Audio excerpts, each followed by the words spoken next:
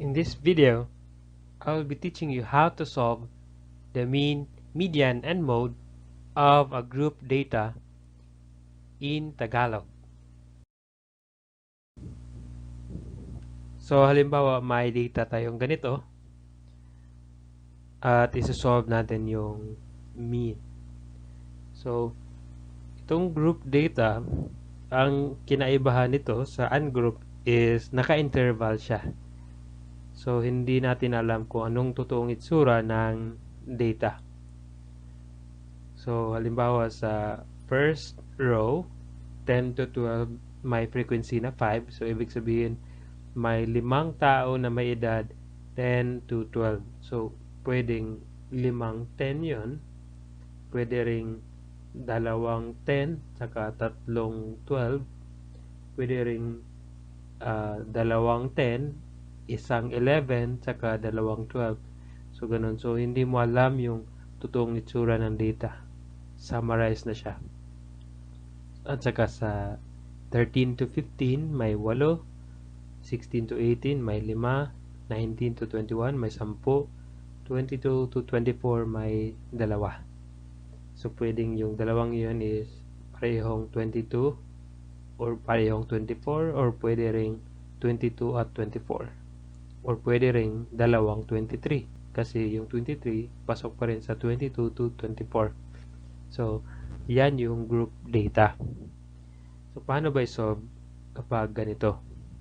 So may formula tayo. Ito yung symbol ng mean.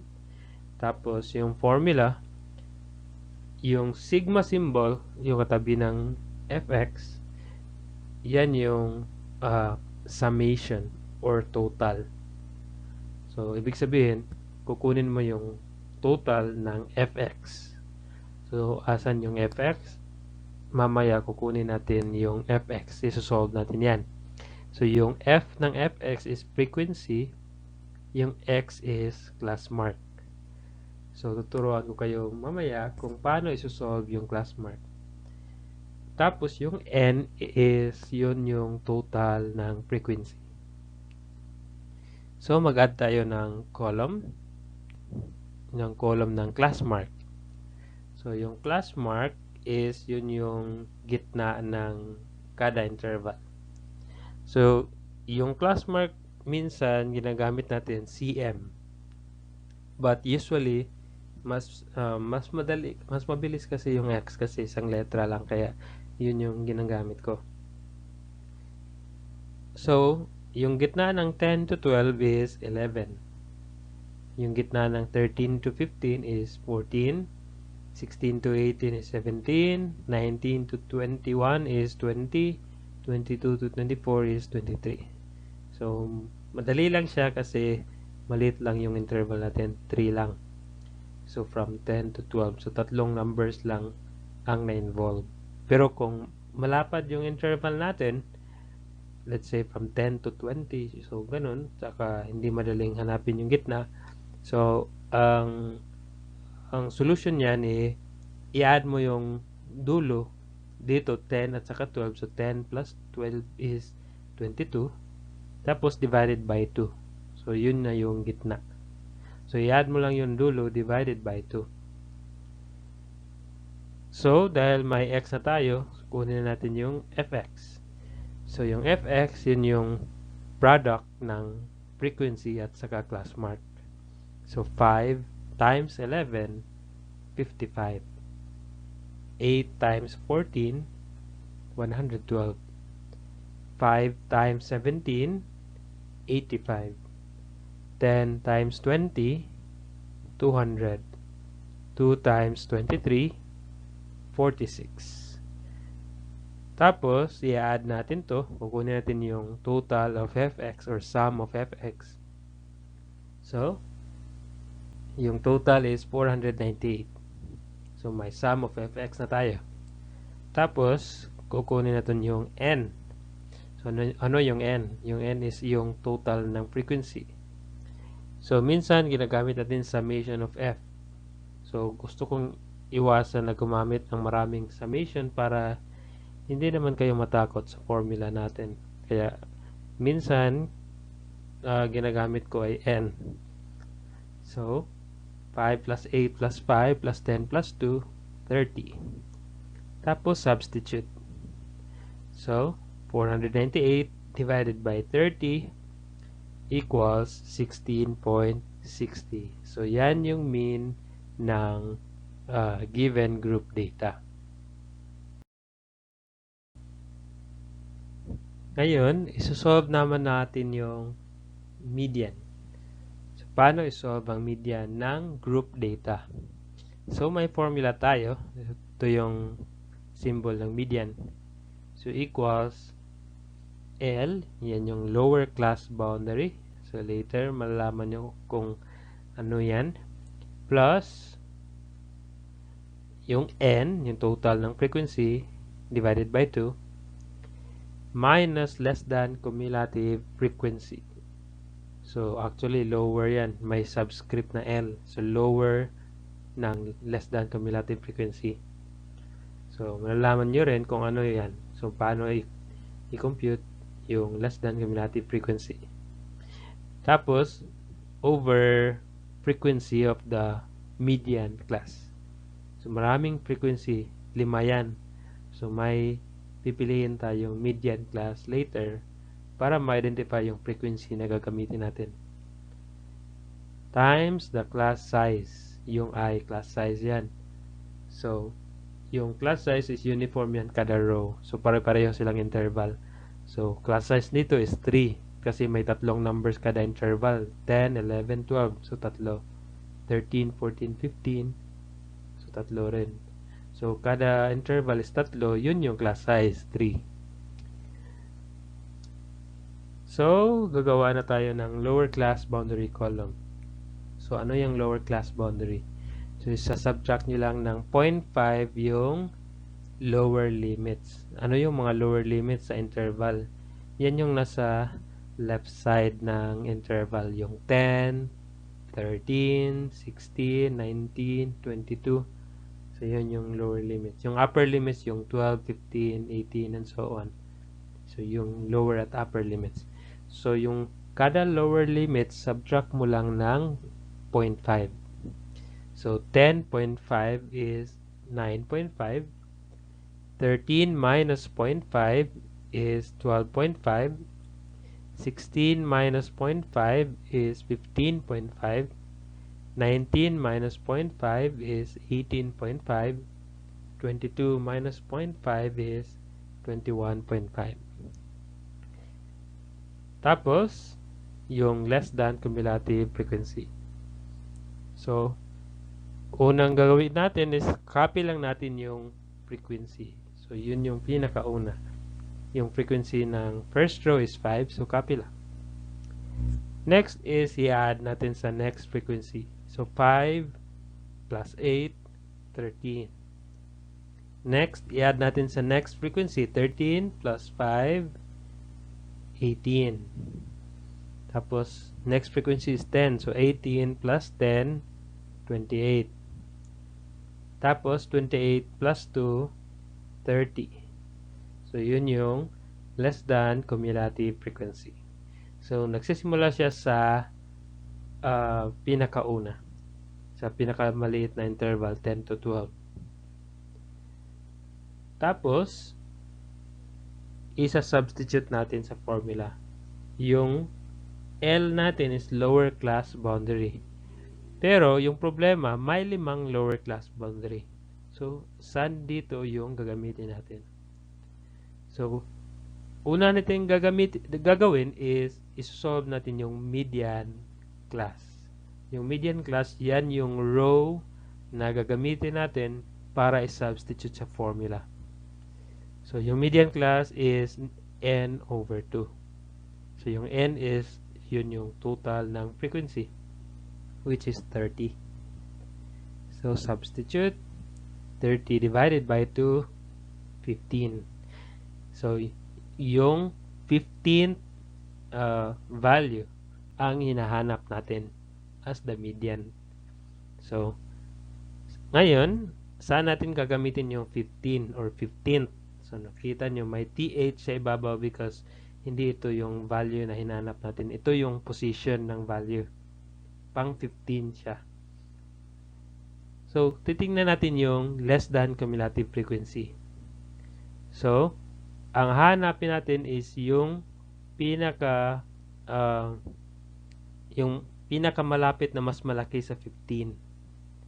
So, hindi pwedeng mas mababa. So, ang pinaka malapit sa 15 na mas malaki is yung 18. So, yung row na may 18 sa less than cumulative frequency ang gagamitin natin sa formula. So again, yung kailangan mas malaki siya sa median class na value. So let's say may 14.9 sa less than cumulative frequency. So kahit masyado na siyang malapit sa 15, hindi pa rin siya pwede kasi mas mababa siya. Kailangan mas mataas or pwede ring exactly the same.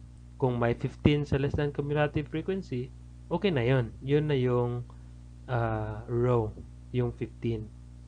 Ang hindi lang pwede is mas mababa. So kung so isa-substitute na natin kasi may median class na tayo.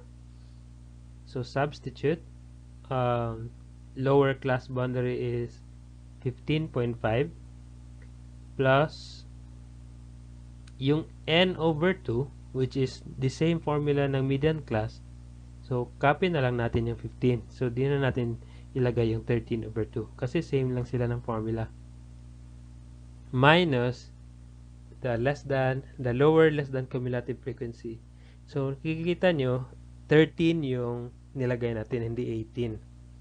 Kasi yung lower ang ilalagay, hindi yung less than cumulative frequency ng median class. Kaya may subscript na L kasi yung lower value. So yung lower ng 18 is 13. Kasi ang problema, pag nilagay mo yung 18 dyan, magiging negative 15 minus 18. So hindi pwedeng negative yung result dyan. Kaya kailangan lower na value ng less than cumulative frequency. So ibig sabihin, among ng values na nasa median class, yung less than cumulative frequency lang ang hindi ilalagay sa formula. Tapos, frequency of the median class, which is 5. So galing din yan sa median class. Times the class size. So, yung class size is 3.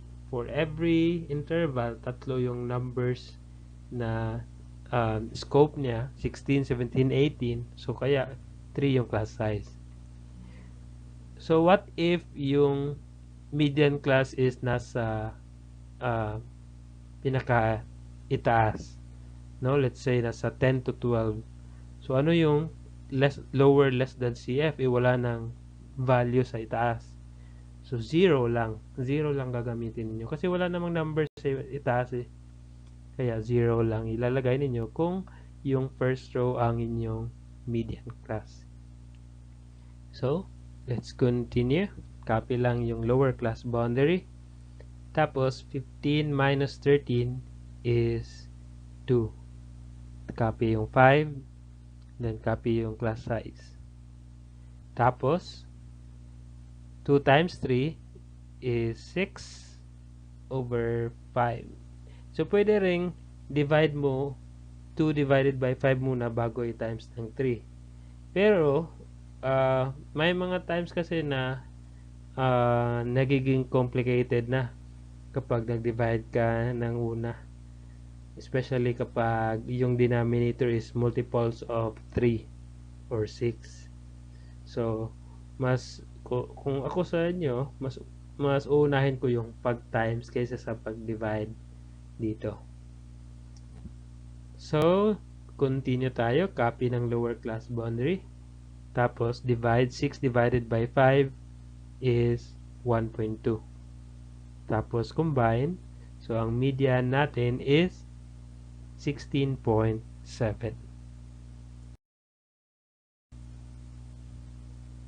Ngayon, ang isa-solve naman natin is yung mode. So, sa ungroup, yan yung most repeating data. So, dito, wala namang makikitang real na data kasi naka-summarize na, naka-interval. So, iba yung way of solving. So, ito yung formula ng mode or x hat. So, equals lower class boundary plus D1. So, tuturuan ko kayo mamaya kung paano i-solve tong D1 over D1 plus D2 times the class size. So, gagawa tayo ng column ng lower class boundary kasi partial sa formula. At saka the same lang yung lower class boundary ng median at saka mode. So, hindi na natin i-solve. Nilagay ko na kagad. So, yan lang yung needed na i-add natin sa ating table. So, ngayon, hanapin natin yung modal class. So, kung ang median ay may median class, ang mode mayroon ding modal class. Yan yung row na gagamitin natin para i-substitute sa ating formula. So, ang modal class is yung may pinakamataas na frequency, which is itong 19 to 21. So, yan yung modal class. Paano if may dalawang the same highest frequency? So, saan doon yung modal class? Let's say may dalawang 10. So, may dalawang modal class ka, then you solve both modes. So, pwedeng dalawang mode yung isosolve mo. So, as long as ilang frequency yan na may the same highest frequency, so lahat yun isosolve mo yung mode niya. So, ngayon, ang isosolve naman natin, substitute muna tayo, 18.5, yun yung lower class boundary, plus yung D1. So, ano yung D1? So, solve natin. Yan yung difference ng frequency ng modal class at saka frequency before the modal class. So, ito yung sinasabi sa D1. Yung 10, yun yung frequency of the modal class. At saka yung before ng modal class, which is 5. So, sa-subtract natin yan, 10 minus 5 is 5. Tapos, sa D2, yung frequency ng modal class, yun yung 10, minus frequency after the modal class. Yun yung 2. So, ito yung D2. So, 10 minus 2 is 8. So, substitute na natin. D1 is 5. So, copy 5 plus D2 is 8 times class size. So, same pa rin yung class size. Take 3 yung kada interval. Yung 19 to 21 is 19, 20, 21. So, tatlo. So, yun yung class size. Tapos, copy lower class boundary. So, combine 5 plus 8, 13. So, tapos, multiply natin. 5 times 3 is 15. Then, copy the denominator. Tapos, divide natin. So, 18.5 plus 15 divided by 13. So, 1.15. So, makikita ninyo, nag-approximate na tayo. Approximately yung ginamit natin instead of equals kasi nag-round off na tayo. Para hindi masyadong mahaba yung sagot ng 15 divided by 13. Tapos, combine natin. So, yung mode is approximately 19.65.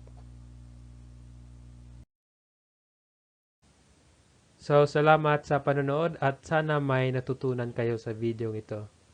Please subscribe to my channel for more videos.